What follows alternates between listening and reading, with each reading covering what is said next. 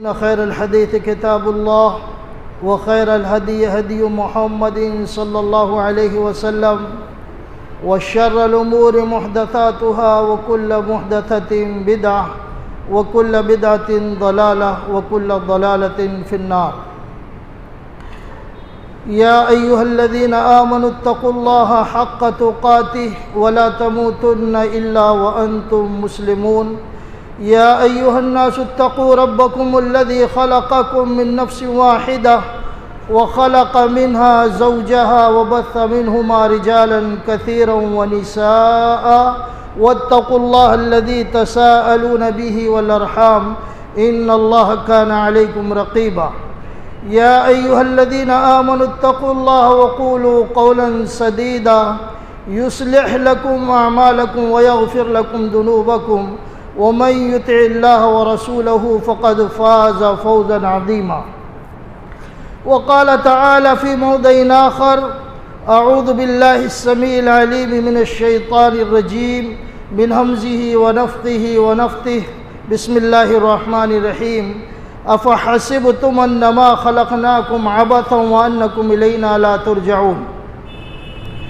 اللہ وحدہ لا شریک لہ کے لیے ہر قسم کی حمد و ثنا ہے، خوبی اور بڑائی ہے، جو اس عظیم ترین کائنات کا خالق ہے، مالک ہے، پالنہار ہے. ساری چیزیں اس کے قبضہ قدرت میں ہیں، ہم سب اس کے محتاج ہیں. کائنات کی ہر چیز اس کی محتاج ہے، وہ کسی کا محتاج نہیں.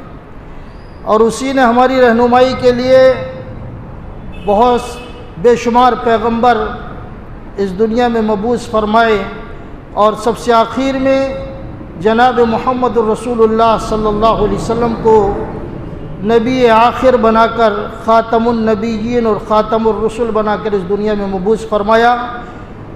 ان پیغمبروں پر اور خاص طور پر محمد الرسول اللہ صلی اللہ علیہ وسلم پر درود و سلام ہو. اللہم صلی علی محمد وعلی آل محمد کما صلیت علی ابراہیم وعلی آل ابراہیم انک حمید مجید.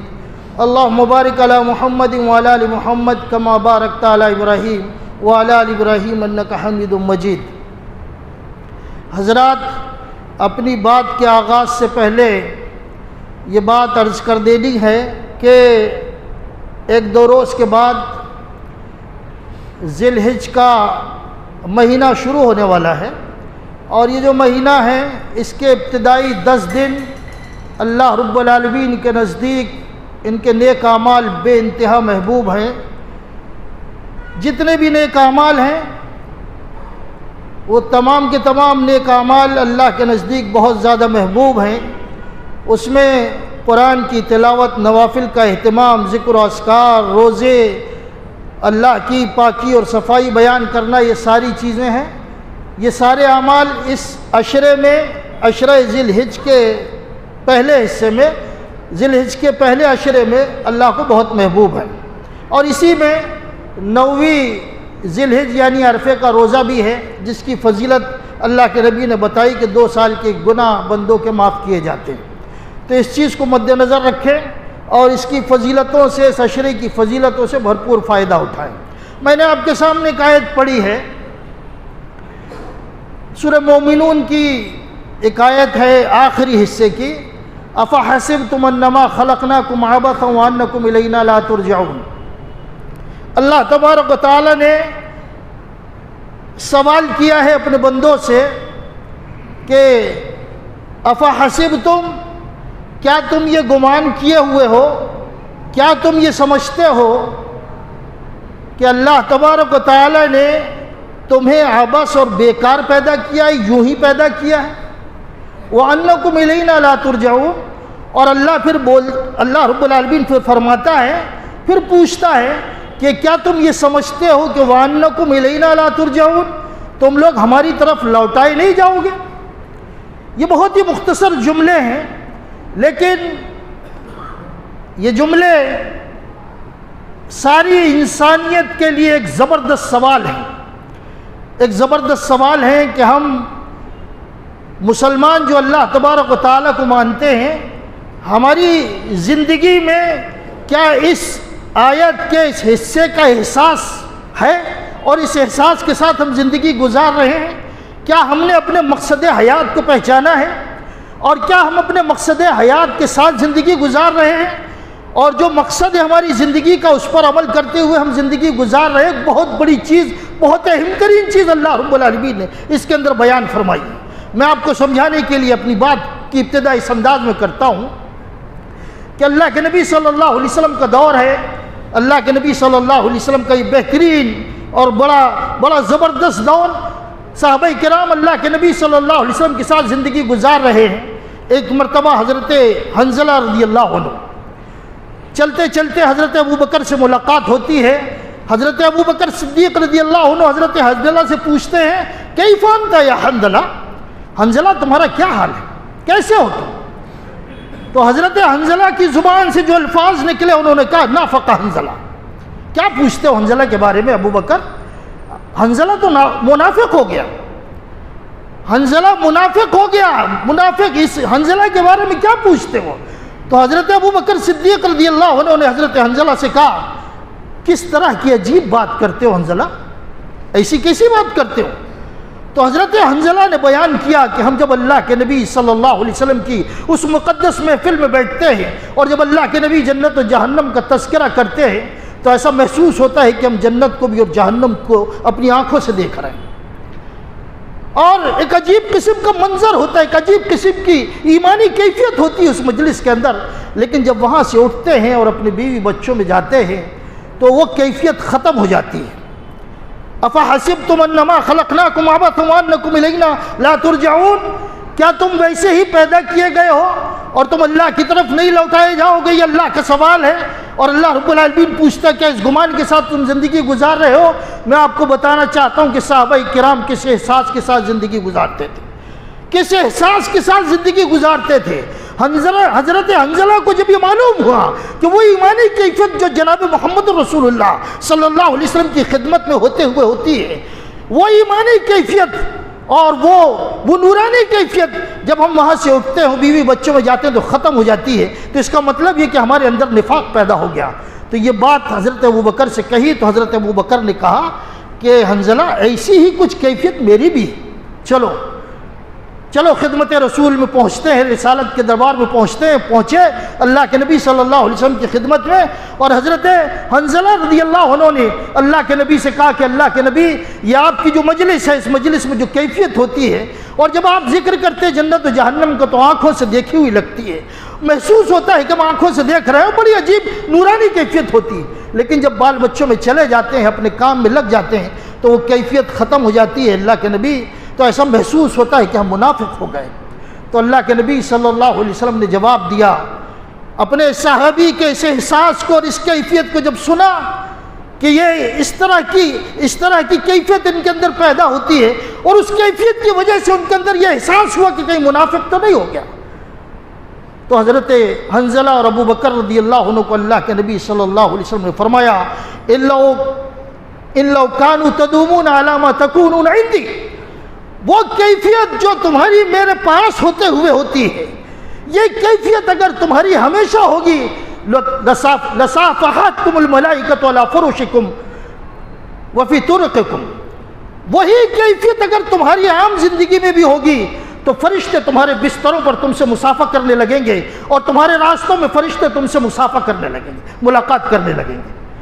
ولیکن یا حنظلہ اے حنظلہ، یہ الگ الگ وقت کی بات ہے، وقت کی بات ہے۔ دنیا میں جاتے ہو تو وہاں پر تم دنیا میں جب الجھتے ہو بیوی بچوں میں تو وہ کیفیت نہیں رہتی، یہ وقت کی بات ہے۔ یہ اللہ کے نبی نے ان کو سمجھایا کہ وہ کیفیت جو ہماری مجلس میں ہوتی ہے وہ ہر جگہ نہیں رہ سکتی، یہ وقت کی بات ہے۔ یہ احساس صحابہ کرام کا کہ کہیں ہمارے اندر سے ایمان نکل کر نفاق تو نہیں پیدا ہو گیا، وہ اپنا احساس کرتے، محاسبہ کرتے تھے کہ کہیں مقصد حیات سے اور مقصد زندگی سے ہم بھٹک تو نہیں گئے۔ میں آپ سے سوال کرتا ہوں کہ کبھی آپ نے اس انداز میں سوچا ہے؟ آپ نے کبھی اس انداز میں سوچا ہے؟ آپ بدعت و خرافات کرتے ہیں، آپ غیروں کی تقلید کرتے ہوئے برتھ ڈے مناتے ہیں، آپ کسی فلمی ہیرو کو اپنا آئیڈیل سمجھتے ہیں، کسی کھیل کے کھلاڑی کو اپنا آئیڈیل سمجھتے ہیں، اور اسی انداز میں آپ لباس پہنتے ہیں، اسی انداز میں آپ جو ہے اپنے بالوں کی اسٹائل رکھتے ہیں، اسی انداز میں آپ جیتے ہیں، اور پھر پوری زندگی آپ کی اسلام سے خالی ہے، پوری زندگی، اور آپ لوگوں کو ان کے برتھ ڈے پر بدائی دیتے ہیں، اور لوگ غیر مسلموں کے تہواروں پر آپ ان کو جو ہے مبارکباد دیتے ہیں۔ ساری اسلامی غیر اسلامی شاعر جتنے بھی ہیں وہ ساری آپ کی زندگی کے اندر ہیں، اور کوئی بھی اسلامی شاعر آپ کے اندر نہیں ہے۔ کبھی آپ نے سوچا ہے کہ آپ کیا کر رہے ہیں، آپ کی زندگی کا مقصد کیا ہے؟ سوچا ہے کبھی سوچا ہے؟ غیر اسلامی شاعر جتنے بھی ہیں، یہ جو سوشل میڈیا آپ کے علاقے میں رہ رہا ہوں کئی دنوں سے دیکھتا ہوں، اچھے اہل حدیث کسی غیر مسلم کو بدھائی دے رہے ہیں، کسی کے برتھ ڈے پر بدھائی دے رہے ہیں، کسی کی بدعات پر بدھائی دے رہے ہیں، کسی کے غلط کاموں میں شریک ہو رہے ہیں، کسی کے برے کاموں میں شریک ہو رہے ہیں۔ یہ ساری چیزیں کر رہے ہو، کبھی احساس کیے ہو کہ مقصد زندگی کیا ہے، مقصد حیات کیا ہے؟ اللہ رب العالمین نے کس لیے پیدا کیا ہے؟ میرے بھائیوں، اللہ تبارک و تعالیٰ نے اس کائنات کے اندر کسی بھی چیز کو بیکار پیدا نہیں کیا۔ اس کائنات کے اندر اللہ نے کسی بھی چیز کو بیکار پیدا نہیں کیا۔ اللہ نے سورج پیدا کیا تو اس کا بھی ایک مقصد ہے، چاند بنایا ہے تو اس کا بھی ایک مقصد ہے، ستارے بنائے تو اس کا بھی ایک مقصد ہے، آسمان سے پانی برساتا ہے تو اس کا بھی ایک مقصد ہے۔ اس کائنات کے اندر باریک سے باریک کیڑا اور مکوڑا بھی اگر اللہ نے بنایا ہے تو اس کا بھی ایک مقصد ہے، اس کی زندگی کا بھی ایک مقصد ہے۔ کوئی چیز ابس اور بیکار نہیں ہے اس کائنات کے اندر۔ اٹھا کر دیکھو، انسانی تاریخ پڑھ کر دیکھو، لوگوں نے اگر کہیں سے بلیوں کو ختم کر دیا جو اللہ نے لوگوں کے فائدے کے لیے بنائی مخلوق، ہم کو لگتا ہے بے مقصد ہے، لیکن اس کا بھی ایک مقصد ہے۔ تو ان ملکوں میں جس ملکوں میں لوگوں نے بلیوں کو ختم کر دیا، اللہ نے ان بلیوں کو رکھ کر جن چیزوں کا خاتمہ کیا تھا وہ چیزیں پیدا ہونا شروع ہو گئیں اور لوگ مصیبت میں مبتلا ہو گئے۔ کوئی چیز اس کائنات کے اندر ابس نہیں، ہر چیز کا ایک مقصد ہے، بڑا لمبا مضمون ہے کہ اللہ رب العالمین نے کائنات کی ہر چیز کو با مقصد پیدا کیا ہے، ہر چیز با مقصد ہے، کوئی چیز بغیر مقصد کے نہیں ہے۔ ارے انسانوں، اس کائنات کی تمام چیزوں میں، ان کائنات کے تمام مخلوق، اس کائنات کی تمام مخلوقوں میں انسان وہ چیز ہے جس کو اللہ رب العالمین نے اشرف المخلوق بنایا۔ انسان وہ چیز ہے جس کو اللہ رب العالمین نے اشرف المخلوق بنایا۔ پیدا کرنے کے بعد اللہ نے اپنی عظیم ترین اور مقدس ترین مخلوق کو حکم دیا کہ آدم کو سجدہ کرو۔ سارے فرشتوں نے آدم کو سجدہ کیا، سارے فرشتوں نے آدم کو سجدہ کیا۔ اور پھر اللہ تبارک و تعالی نے اسی انسان کے بارے میں ارشاد فرمایا، وَلَقَدْ كَرَّمْنَا بَنِي آدَمَ وَحَمَلْنَاهُمْ فِي الْبَرِّ وَالْبَحْرِ وَرَزَقْنَاكُم مِّنَ الطَّيِّبَاتِ وَفَضَّلْنَاكُمْ عَلَىٰ كَثِيرٍ مِّمَّنْ خَلَقْنَا تَفْضِيلًا۔ اللہ فرماتا ہے کہ اے بنی آدم، کائنات کی بہت ساری اشیاء میں ہم نے تم کو فضیلت دی ہے، تم کو زمین میں چلنے کا سلیقہ سکھایا، سمندر کے سینے کو چیر کر اس میں تیرنا سکھایا، اس میں سفر کرنا سکھایا، ساری چیزوں کو تمہارے لیے مسخر کر دیا۔ یہ تم انسان ہو، تم کو ہم نے عزت بخشی ہے، تم کو ہم نے شرف بخشا ہے۔ اور پھر اللہ رب العالمین نے ارشاد فرمایا ہم کو خود خطاب کرتے ہوئے، وَفِي أَنفُسِكُمْ أَفَلَا تُبْصِرُونَ، اے انسانوں اپنی تخلیق پر غور نہیں کرتے ہو؟ کتنا عظیم شاہکار ہو تم رب ذوالجلال کا، اتنا عظیم شاہکار ہو، اپنی تخلیق پر غور کرو۔ یہ بالوں سے لے کر ناخن تک، پیروں کے ناخن تک اپنی تخلیق پر غور کرو۔ اٹھاؤ آج کی تحقیق کو اور دیکھو کہ آپ کے جسم کو اللہ رب العالمین نے کس اعلیٰ انداز میں، کس بہترین انداز میں، کس اچھے انداز میں مزین کر کے پیدا کیا۔ جب اللہ نے انسانیت کی پیدائش کا قرآن میں ذکر کیا تو انسان کی جتنی بھی مراحل ہیں ان تمام مراحل کو ذکر کرنے کے بعد اللہ رب العالمین نطفہ، پھر لوتھڑا، پھر جو انسان کے اندر ہڈی پیدا ہوتی، چمڑا، پھر انسان جب بنتا ہے، پوری تخلیق کو بیان کرنے کے بعد اللہ رب العالمین نے فرمایا فَتَبَارَكَ اللَّهُ أَحْسَنُ الْخَالِقِينَ۔ اللہ رب العالمین جو بہترین خالق ہے، بہت ہی بہترین انداز میں انسان کو پیدا کیا ہے، بہت بہترین انداز میں۔ تو جو اللہ رب العالمین نے انسان کو بہترین انداز میں پیدا کیا اور پوری کائنات میں سب سے زیادہ شرف عطا فرمایا، تو کیا اس انسان کو اللہ نے بے مقصد پیدا کیا؟ ایسے ہی صبح اٹھو، رات کر لو، گھوم لو، پھر لو، خواہش نفس پوری کر لو، ظلم و زیادتی کر لو، جیسے زندگی چاہے ویسی گزار لو، اس لیے پیدا کیا؟ کبھی تو سوچو، زندگی میں ایک بار تو کبھی بیٹھ کر سوچو کہ اللہ رب العالمین نے کیوں پیدا کیا؟ اتنی عظیم تخلیق کیوں کی اللہ رب العالمین نے؟ اتنا عظیم شاہکار اللہ نے کیوں بنایا؟ جب اللہ نے کائنات کی تمام اشیاء کو چاہے چھوٹی ہو بڑی ہو بے مقصد پیدا نہیں کیا، تو ہم انسانوں کو جن کو اللہ رب العالمین نے بہترین ڈھانچے میں، بہترین انداز میں، بہت ہی خوبصورتی کے ساتھ پیدا کیا ہے، تو کیا ہم کو اللہ نے ایسے ہی پیدا کیا، بیکار پیدا کیا؟ سوچو، کبھی سوچو، اپنی تخلیق کے بارے میں سوچو، اس کائنات کے رب کے بارے میں سوچو کہ اس نے تمہیں کیوں بنایا ہے۔ تو وہی سوال ہے اللہ رب العالمین کا، افحسبتم انما خلقناکم عبثا وانکم الینا لا ترجعون، کیا تم یہ سمجھتے ہو کہ تم کو اللہ نے ویسے ہی پیدا کر دیا ہے اور تم اللہ کی طرف لوٹائے نہیں جاؤ گے؟ اللہ رب العالمین کی طرف لوٹنا ہے، اللہ رب العالمین کی طرف لوٹنا ہے۔ ہماری زندگی کا ایک مقصد ہے، ہمارا مقصد حیات ہے، اور اس مقصد حیات کو اللہ رب العالمین نے بیان فرمایا، وما خلقت الجن والانس الا لیعبدون۔ اللہ تبارک و تعالی نے جنوں کو بھی اور انسانوں کو بھی اللہ کی، محض اللہ کی عبادت کے لیے پیدا کیا، اللہ رب العالمین کی عبادت کے لیے پیدا کیا، جنوں کو بھی اور انسانوں کو بھی۔ اور اس مقصد حیات کو جب انسان پہچاننے لگتا ہے، اس مقصد حیات کو جب پہچاننے لگتا ہے اور اس مقصد حیات کے ساتھ جب زندگی گزارتا ہے، تو تاریخ گواہ ہے کہ جب بھی انسانیت نے اپنے مقصد کو، مقصد حیات کو پہچانا ہے، اللہ نے اس کو عروج دیا ہے، مقام دیا ہے، عزت دی ہے، شرف دیا ہے۔ اور جب یہ انسان اپنے مقصد حیات سے ہٹ گیا تو وہی ہوا کہ نہ پولیس چوکی میں ہمارا کوئی پرسان حال ہے، نہ ہمارا محلے میں کوئی پرسان حال ہے، اور نہ ہی ہمارے مسائل کو کوئی حل کرنے والا ہے، اور ہم اس حال میں زندگی گزار رہے ہیں۔ اس حال میں ایسا لگتا ہے سمندر کے جھاگ ہیں، ہماری کوئی وقت اور کوئی حیثیت نہیں۔ پوچھتا ہوں آپ سے، اس ضلع کے اندر اگر کوئی معاملہ ہوتا ہے تو ہے کوئی دمدار شخصیت آپ کے پاس، یا آپ کی ایمان کے اندر وہ دم ہے، وہ طاقت ہے کہ آپ کچھ کر سکیں مل کے؟ ہے کوئی چیز، صلاحیت؟ یہ ساری چیزوں کا فقدان اس لیے ہے کہ جس مقصد کے لیے اللہ نے آپ کو پیدا کیا تھا وہ مقصد آپ کے اندر نہیں۔ ایک بار اللہ کے ہو کر ہو جاؤ، اللہ کے ہو کر دیکھ لو، پھر دیکھ لو یہ کائنات تمہارے سامنے جھکتی ہے یا نہیں جھکتی، پھر دیکھ لو یہ غیب تمہارے سامنے جھکتے ہے کہ نہیں جھکتے۔ تاریخ گواہ ہے اس بات کی، بڑا لمبا مضمون ہے یہ بھی۔ تاریخ گواہ ہے کہ جب بھی اللہ کے بندے اللہ کے ہو کر رہے، اور جب بھی اللہ کے بندے اللہ کی زندگی دی ہوئی کے مقصد کو پہچانا، تو اللہ رب العالمین نے عزت بھی دی، شرف بھی دیا، مقام بھی دیا، روب بھی دیا۔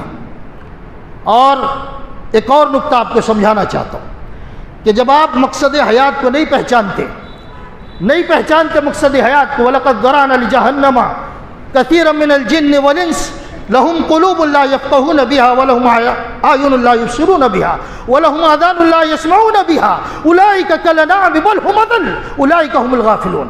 اللہ رب العالمین نے فرمایا بہت سارے جن اور انس ایسے ہیں جن کو ہم نے جہنم کے لیے پیدا کیا۔ پھر اللہ نے فرمایا یہ جہنم کے لیے ہم نے کیوں پیدا کیا ان کو؟ اس کی وجہ یہ ہے کہ لهم قلوب لا يفقهون بها، سینے کے اندر دل تو رکھتے ہیں، اس دل سے سمجھنے کی صلاحیت ان کے ختم ہو گئی، سوچنے اور سمجھنے کی صلاحیت اس دل سے ختم ہو گئی۔ ان کو نہیں معلوم کہ ان کی زندگی کا مقصد کیا ہے، ان کی زندگی کا مقصد کیا ہے۔ اور پھر ان کی آنکھیں تو ہیں، آنکھوں سے دیکھنے کا کام نہیں لیتے ہیں، کان تو ہیں، کانوں سے سننے کا کام نہیں لیتے ہیں۔ جب یہ انسان جس کو اللہ نے یہ ساری خوبیاں عطا کی، ان خوبیوں کے ذریعے سے مقصد حیات کو نہیں پہچانتا، تو اللہ رب العالمین نے فرمایا اولئک کالانعام، اے انسانوں جو اپنی زندگی کے مقصد سے لا علم ہو اور لا علم ہو کر زندگی گزار رہے ہو، تمہاری حیثیت جانوروں کی طرح ہے، بل ہم اضل، اللہ رب العالمین فرماتا ہے بلکہ تم جانوروں سے بھی زیادہ بدتر ہو۔ یہ مقام ہے، یہ مقام ہے، یہ ذلت ہے، یہ رسوائی ہے اس شخص کی جس کو اللہ نے جسمانی اعتبار سے ساری خوبی تو دی، لیکن ان خوبیوں سے اللہ رب العالمین نے جس مقصد سے پیدا کیا اس مقصد کو نہیں پہچانا۔ تو اللہ نے فرمایا جو مقصد حیات کو نہ پہچانے وہ جانوروں سے بدترین ہے، جانور اور جانوروں سے بدترین ہے۔ اولئک هم الغافلون، یہی لوگ ہیں جو غفلت کے ساتھ جی رہے ہیں، یہی لوگ ہیں جو غفلت کے ساتھ جی رہے ہیں۔ ہوش کے ناخن لو، جب مقصد حیات کو نہیں پہچانو گے تو اس کائنات کے اندر جانوروں سے بدترین زندگی تم کو ملے گی۔ نہیں ہے زندگی ہماری جانوروں سے بدتر؟ ارے اس ملک کے اندر کتے اور بلیوں کی بھی وقت ہے اور مقام ہے، ان کے خلاف بھی آواز اٹھانے والے موجود ہیں، لیکن تم مسلمانوں کے خلاف آواز اٹھانے والے موجود نہیں۔ یہ کم ذلت ہے، یہ کم رسوائی ہے؟ سوچو تو کبھی اس ناحیے تو سوچو کہ اللہ نے کس مقصد کے لیے پیدا کیا اور ہم جی کیسے رہے۔ اور اگر اسی مقصد حیات کو پہچان لو گے، اسی مقصد حیات کو اگر پہچان لو گے تو یہ یاد رکھو کہ اللہ رب العالمین تمہارے مقام کو بہت اونچا اور بلند کرتا ہے، بہت بہترین کرتا ہے۔ اسی مقصد حیات کو اگر پہچان لو گے تو تمہارا مقام کیا ہے اللہ کے نزدیک؟ اللہ کے نبی محمد رسول اللہ صلی اللہ علیہ وسلم کے صحابہ موجود ہیں۔ حضرت عبداللہ بن مسعود رضی اللہ عنہ ایک دبلے پتلے صحابی، بڑے مشہور صحابی ہیں، فقیہ صحابی ہیں، صحابہ کرام میں بڑا اونچا مرتبہ ہے۔ دبلے پتلے ہیں، جسم کے اندر گوشت نہیں ہے، چمڑا اور ہڈی۔ ایک درخت کے اوپر چڑھتے ہیں، ہوا جب چلنے لگتی ہے، بعض احادیث میں کھجور کا درخت اور بعض احادیث میں پیلو کے درخت میں چڑھے مسواک کے لیے یا کھجور کے درخت کو صاف کرنے کے لیے، تو ہوا چلنے لگی۔ تو جب ہوا چلنے لگی تو عبداللہ بن مسعود رضی اللہ عنہ نے اس درخت کو مضبوطی سے پکڑ لیا کہ کہیں ہوا کے ذریعے سے اس ہوا کے جھونکے میں گر نہ جاؤں۔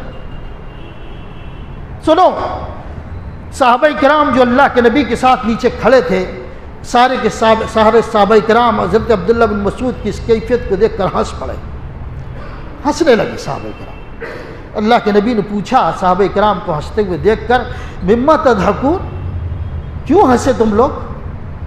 کیا وجہ ہے؟ کیوں ہنسے؟ صحابہ کرام سے پوچھا کہ تم کیوں ہنسے؟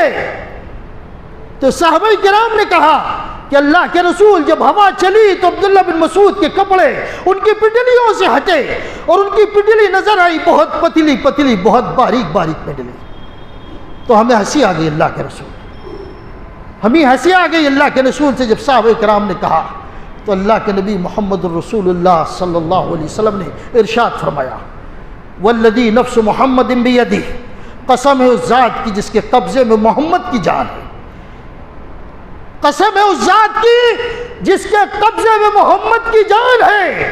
یہ عبداللہ بن مسعود جو دبلا پتلا شخص ہے اور اس کی باریک جو پنڈلی ہے، یہ دونوں پنڈلی میدان محشر میں میزان میں جب رکھی جائیں گی تو اثقل من احد، 15 کلومیٹر لمبا اور چوڑا احد پہاڑ جو ہے، اس پہاڑ سے بھی زیادہ وزنی یہ دونوں پنڈلی ہوں گی۔ جو مقصد حیات کو پہچانتے ہیں، جو ایمان کے ساتھ زندگی گزارتے ہیں، جو واقعی مومن ہیں، جو واقعی اللہ کے راستے پر چلتے ہیں، اللہ کے نبی نے ان کا مقام بتایا کہ احد پہاڑ سے بھی زیادہ وزنی عبداللہ بن مسعود اس دبلے پتلے آدمی کی صرف دونوں پنڈلی ہیں میزان کے اندر، ترازو کے اندر۔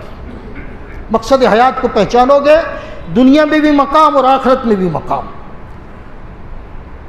دونوں جگہ مقام۔ اور مقصد حیات کو نہیں پہچانو گے تو انتہائی ذلت اور انتہائی رسوائی۔ تو میرے بھائیوں، کبھی سوچو اس آیت پر، افحسبتم انما خلقناکم عبثا وانکم الینا لا ترجعون، کیا اللہ نے تم کو بیکار پیدا کیا؟ ایسے ہی صبح اٹھو، شام کر لو، جو چاہے دل وہ کر لو، جیسے چاہے اس انداز میں جی لو، کوئی مقصد نہیں۔ سوچو اس آیت پر، سورہ مومنون کے آخری حصے کی آیتیں، سوچو اس آیت پر، کیا اللہ کی طرف لوٹ کر نہیں جاؤ گے؟ اللہ کی طرف لوٹ کر جانا ہے، اور اللہ کس انداز میں حساب و کتاب لے گا اس کی تفصیل پھر کبھی کسی خطبے میں آپ کو بیان کروں گا۔ تو اللہ نے مقصد حیات دیا، وما خلقت الجن والانس الا لیعبدون، اللہ نے انسان اور جنوں کو صرف محض اللہ کی عبادت کے لیے پیدا کیا۔ اس کو تھوڑا سا سمجھا دیتا ہوں اور اپنی بات ختم کرتا ہوں۔ آپ یہ کہتے ہیں کہ اللہ نے عبادت ہی کے لیے پیدا کیا ہے۔ ہاں، واقعی اللہ نے عبادت ہی کے لیے پیدا کیا ہے۔ اگر ہماری زندگی صبح سے لے کر شام تک اور شام سے لے کر صبح تک اللہ اور اس کے رسول کے طریقے کے مطابق ہو، ہمارا جینا، ہمارا اٹھنا، ہمارا جاگنا، ہمارا بیٹھنا، ہمارا ملنا، ہماری تجارت، ہمارا جاگنا، ہمارا لوگوں سے ملاقات کرنا، یہ سب اللہ اور اس کے رسول کے مطابق ہو تو سب عبادت ہے۔ یہاں تک کہ نبی اکرم محمد الرسول اللہ صلی اللہ علیہ وسلم نے ایک موقع پر جب صدقے کے بارے میں ارشاد فرمایا، صدقات کے بارے میں ارشاد فرمایا، یہ بھی صدقہ، یہ بھی صدقہ، یہ بھی صدقہ، تو اللہ کے نبی نے یہ تک بات کہی کہ اگر تم اپنی خواہش نفس کو پورا کرنے کے لیے اپنی بیوی کے پاس جاتے ہو تو یہ بھی صدقہ ہے، اس میں بھی ثواب ہے، اور یہ بھی عبادت ہے، یہ بھی عبادت ہے۔ بیوی کے پاس جانا بھی عبادت ہے۔ بعد میں صحابہ کرام نے سوال کیا تو اللہ کے نبی نے ان کو سمجھایا۔ میں آپ کو یہ سمجھانا چاہتا ہوں کہ آپ کی زندگی کا ہر عمل عبادت بن جاتا ہے جب اللہ اور اس کے رسول کے حکم کے مطابق ہو۔ اللہ کے نبی صلی اللہ علیہ وسلم کی مجلس لگی ہوئی ہے، صحابہ کرام موجود ہیں، ایک بہت ہی لہیم و شہیم آدمی، بہت طاقتور آدمی سامنے سے گزرا۔ اللہ کے نبی صلی اللہ علیہ وسلم کے اصحاب نے دیکھا کہ یہ بڑا جوان مرد ہے، طاقتور ہے، بڑا خوبصورت ہے، ساری جسمانی صلاحیتیں اس کے اندر موجود ہیں، تو صحابہ کرام نے کہا کیا بہتر ہوتا اگر یہ آدمی اپنی زندگی کو اللہ کے راستے میں جہاد کے لیے لگاتا۔ صحابہ کرام نے کہا، اللہ کے نبی نے سنا۔ اللہ کے نبی صلی اللہ علیہ وسلم نے جب سنا تو صحابہ کرام نے کسی اور مقصد سے کہا تھا کہ جہاد میں لگاتا تو اس کو ثواب ملتا اور مسلمانوں کو فائدہ ہوتا، اسلام کو فائدہ ہوتا۔ اللہ کے نبی صلی اللہ علیہ وسلم نے جب یہ بات سنی تو اللہ کے نبی صلی اللہ علیہ وسلم نے ارشاد فرمایا، جملے یاد رکھنا، غلط فہمی کا شکار مت ہونا۔ اگر اللہ اور اس کے رسول کے حکم کے مطابق اپنی زندگی گزارو گے تو ہر عمل تمہارا عبادت ہے، ہر عمل جہاد ہے، ہر عمل اللہ کے راستے میں ہے۔ اللہ کے نبی نے فرمایا کہ وَإِن كَانَ خَرَجَ يَسْعَى عَلَى وَلَدِهِ صِغَارًا، اگر یہ آدمی اپنے چھوٹے بچوں کے لیے رزق ڈھونڈنے نکلا ہے تو فَهُوَ فِي سَبِيلِ اللَّهِ، یہ اللہ کے راستے میں جہاد کی طرح ہے۔ اپنے چھوٹے بچوں کے لیے رزق ڈھونڈنے نکلا ہے تو فَهُوَ فِي سَبِيلِ اللَّهِ، یہ اللہ کے راستے میں جہاد کے برابر ہے۔ وَإِن كَانَ خَرَجَ يَسْعَى عَلَى نَفْسِهِ يَوْفُهَا، اگر یہ اس لیے نکلا ہے کہ یہ اپنے لیے کچھ کمائے، اس لیے کہ کسی کے سامنے یہ ہاتھ نہ پھیلائے، اس نیت سے نکلا ہے تو فَهُوَ فِي سَبِيلِ اللَّهِ، اس کا یہ کام بھی اللہ کے راستے میں جہاد کے برابر ہے۔